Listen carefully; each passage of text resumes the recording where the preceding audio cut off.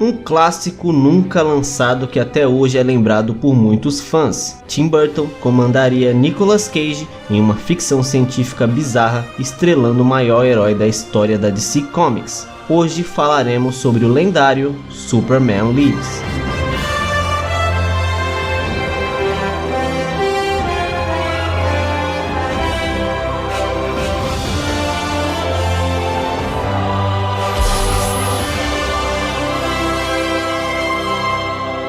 Antes mesmo de ser contratado como diretor do filme, Tim Burton fez a DC virar um sucesso novamente nos cinemas com seu Batman de 1989, estrelando Michael Keaton. Com isso, a DC percebeu que o seu maior personagem também deveria receber um novo tratamento no cinema, já que a memória afetiva do público com Christopher Reeves havia sido meio que destruída graças ao horroroso Superman 4. O personagem merecia uma nova roupagem, assim como aconteceu com o Batman. A saga para fazer esse novo filme do Superman foi longa, envolveu 3 roteiristas com 3 versões diferentes do mesmo filme. Para o vídeo não ficar longo, vou contar partes importantes e a diferença de cada um. Kevin Smith então é contratado para ser o roteirista do filme, que até então era chamado de Superman Reborn. O pedido da Warner Bros. É para que ele adapte o quadrinho famoso da DC na época, que era a morte do Superman. O filme então deveria contar com Doomsday, Lex Luthor e Brainiac. Mas esses não seriam os únicos vilões. Entra na história um vilão da vida real,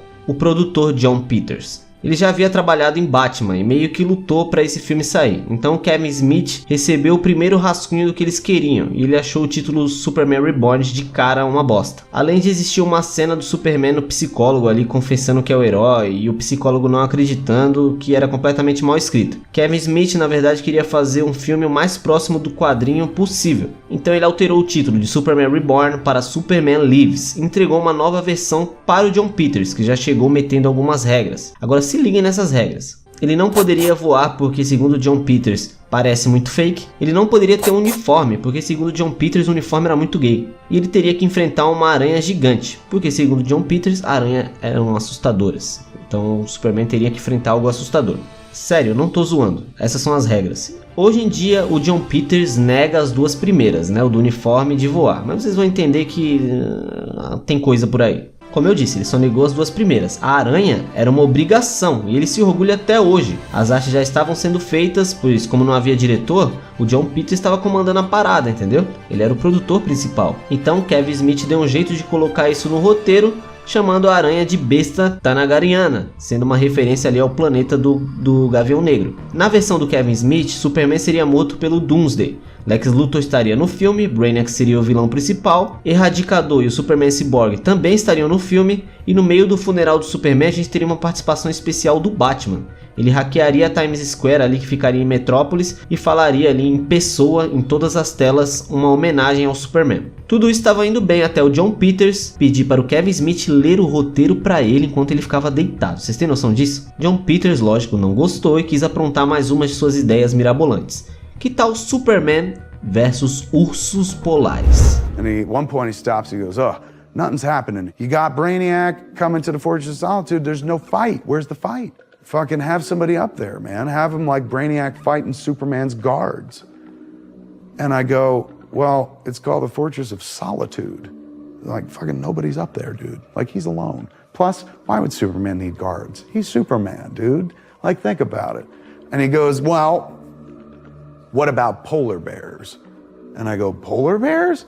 He goes, "Polar bears are the fiercest killers in the animal kingdom." Na cena então, Brainiac mataria um urso polar e o outro fugiria. Só que o pessoal da Warner não curtiu a morte de um animal, então os ursos polares viraram apenas estátuas de gelo que o Brainiac ia chegar destruindo. Então o diretor foi contratado. Tim Burton aceitou fazer sua própria versão do Superman. Com isso, obviamente, Burton tinha suas próprias ideias, que envolvia o drama do Superman ser um alienígena em um mundo frágil, e Clark Kent ser um cara tão normal e sem imperfeições que é praticamente esquecido no mundo real. Então, a primeira coisa que o Burton fez foi demitir o Kevin Smith e contratou o segundo roteirista, Wesley Strike, que já havia escrito ali Batman o Retorno com ele. Apesar de tentar fugir do antigo roteiro, a Warner exigiu que vários aspectos continuassem, incluindo a bendita aranha gigante que o Jon Peters queria. Então Wesley Strike começou a escrever aí o novo roteiro do Burton. Só que tinha um problema no set. Tim Burton não estava feliz de conviver com John Peters, pois ele havia dado muito trabalho no set do Batman. O cara realmente era um saco. John's a force of nature and he's passionate about things, and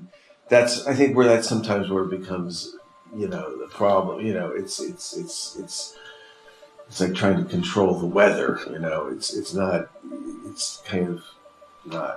Can't really do it. Burton queria um Superman no maior estilo Bruce Wayne do Michael Keaton. Ele não queria um galã, ele queria um cara normal, com aparência de tudo, menos do Superman, para conseguir ali um choque do público, assim como foi com Keaton. E aí então entra a nossa estrela, Nicolas Cage. I was going to play Superman, and that fell apart for whatever the reasons. And then I saw that movie and I said to myself, well, that was a much more nostalgic, traditional approach to that character. And I didn't want to do that. I was going to turn that character upside down along with Tim Burton. Para Lois Lane, a principal escolha era Sandra Bullock, e as outras alternativas eram Courtney Cox e Julia Roberts. Já para Jimmy Olsen, eles escolheram o comediante Chris Rock. Chris Rock came into work one day on Dogma and was like, guess who's playing Jimmy Olsen? And I was like, you? And he goes, why not me? I was like, I'm just asking. I was like, that's awesome. He's going, just got the call today.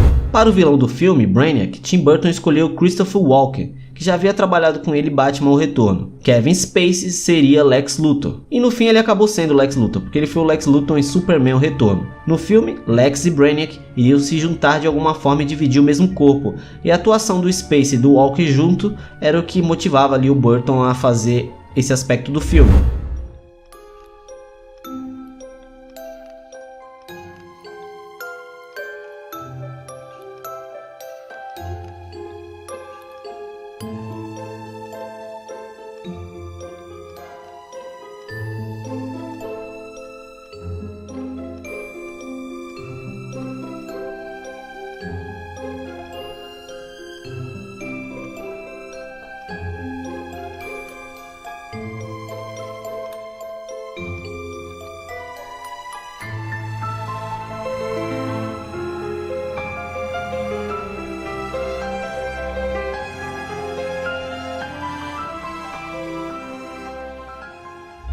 O filme contaria a evolução do Superman através dos trajes, que eram espetaculares e ao mesmo tempo eram também espalhafatosos. O filme contaria com 3 trajes. Ele começaria o filme com um traje azul mais próximo do original, mas nem tanto. Burton queria um azul mais brilhante, uma capa mais grossa. Já o segundo traje seria pós-morte, o traje que ajuda ele a voltar à vida com tecnologia de Kai, um amigo robô kryptoniano que o Superman teria no filme. Em uma versão, o Kai levaria o Superman para a Fortaleza da Solidão, levando ele para um banho alienígena que o traria de volta. Em outra versão do roteiro, o próprio Kai se transformaria ali no traje. Esse traje é aquele famoso, sabe, que tem vários vídeos. Ele teria ali uma energia passando pelo corpo do Superman, deixando ele cada vez mais poderoso. O traje só faria parte dessa sequência, já que logo após recuperar seus poderes, o traje desmontaria e veríamos o Superman usando o terceiro traje, que é parecido com o original, porém dessa vez preto. Então esse era o traje que o Superman ia usar no final. Era um traje bem próximo do padrão dele, porém preto, e o traje teria um logo prateado ali no peito, que o Superman iria retirar e usar como arma, e por baixo a gente teria ali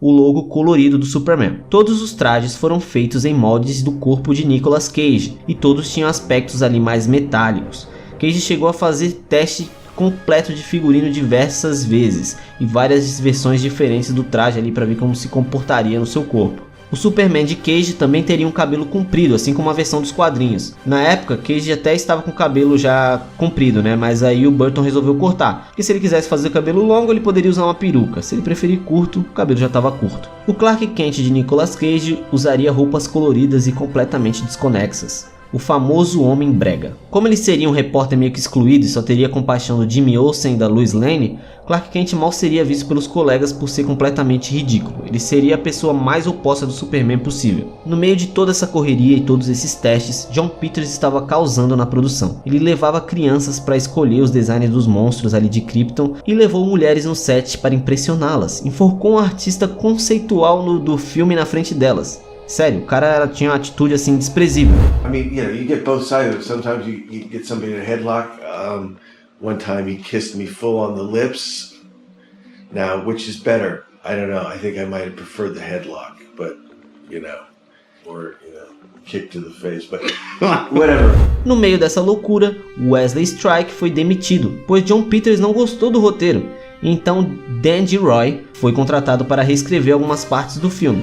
Então vamos ver como seria aí a história final de Superman Lives. O filme começaria com a ida de Superman à Terra. A gente veria Krypton, que é um planeta super tecnológico onde o povo vive no núcleo do planeta e não na superfície, pois o planeta vive em constante ataque de um alien conquistador de planetas chamado Brainiac. Um alien bizarro que por dentro de sua capa veríamos o corpo de aranha. Olha aí a aranha do John Peters. Completamente grotesco. Krypton tinha placas que se moviam na superfície para que Brainiac não conseguisse atingir o núcleo. Então, o vilão chega com seu exército em naves de crânios gigantes, pronto para destruir Krypton, que é quando Jor-El envia o bebê Kal-El dentro de Kai, um robô metamorfo que tinha a missão de cuidar e ser amigo de Kal-El no Novo Mundo, em caso de ameaça, enquanto Krypton acaba sendo destruído. Anos depois conhecemos Clark Kent, que mora em um humilde apartamento em Metrópolis e trabalha como repórter no Planeta Diário. Na sua parede vemos várias páginas de jornais, pois Clark pesquisa o porquê dele ser diferente dos demais. Ele não sabe que é um alien e acha que tem um problema médico, ele acha que tem uma doença. Então conhecemos Lex Luthor, que tem um pedaço de Kai,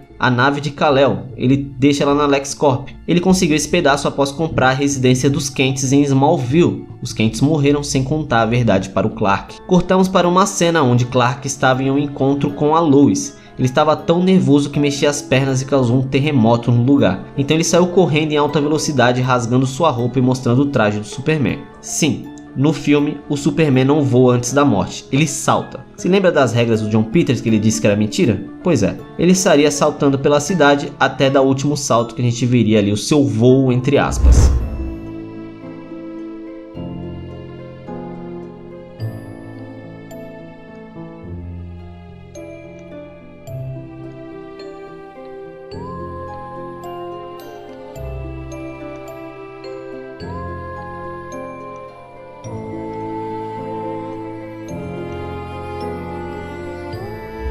Depois disso a gente veria o Superman vendo alguns capangas do Luthor despejando resíduos em um rio e poluindo. Esses capangas na verdade são ninjas. Então teríamos Superman enfrentando ninjas numa ponte ali de Metrópolis. Adivinha de quem foi essa ideia? Adivinha aí. Superman então interroga Luthor na LexCorp por conta aí do que aconteceu na ponte. E Luthor conta a verdade para ele. Mostra pedaços do Kai e confirma para o Superman que na verdade ele é um alien que veio de Krypton, porque Lex Luthor conseguiu descobrir tudo isso usando pedaços do Kai. Quando ele descobre que é um alien, Superman fica frustrado, fica extremamente confuso e triste e foge. Justamente quando uma gigante ameaça chega à Terra, Doomsday vem para matar o Superman, enviado pelo Brainiac. Brainiac recebeu um aviso do Lex Luthor depois que ele começou a mexer ali com os pedaços kryptonianos do Kai. Doomsday seria um monstro gigante. Em algumas versões desenhadas para o filme, ele teria vários rostos de pessoas que o Clark ama, como o Lois Lane, Perry White e até o Jimmy Olsen. Esses rostos fariam uma pressão psicológica no Clark no meio da luta. Superman levaria essa luta então para o esgoto de Metrópolis, para que nenhum civil se machuque. Superman estaria perdendo a luta até que ele resolve que não merecia viver naquele planeta e que deveria salvá-lo, matando Doomsday, enquanto Doomsday mata Superman. A cena daria a entender que o Superman está muito mal psicologicamente por saber que é um alien e não se sente ali no lugar certo. Então ele meio que queria morrer. Ele meio que se dá por vencido porque ele estava mal psicologicamente e não estava conseguindo pensar direito. Após isso, seu amigo kryptoniano Kai o leva para a Fortaleza da Solidão e é lá onde Superman revive no mesmo momento em que Brainiac invade a Terra para tentar dominá-la. E para isso, ele se alia à maior mente do planeta, Lex Luthor. Então veríamos uma batalha do Superman renascido enfrentando Brainiac e Luthor ao mesmo tempo, pois os dois estavam em um corpo só. O filme terminaria com Superman super poderoso derrotando os dois e salvando a Terra, se tornando o maior herói de todos os tempos. E como o filme foi cancelado? Bom, Batman e Robin de Joel Schumacher foi um fracasso de todos os jeitos.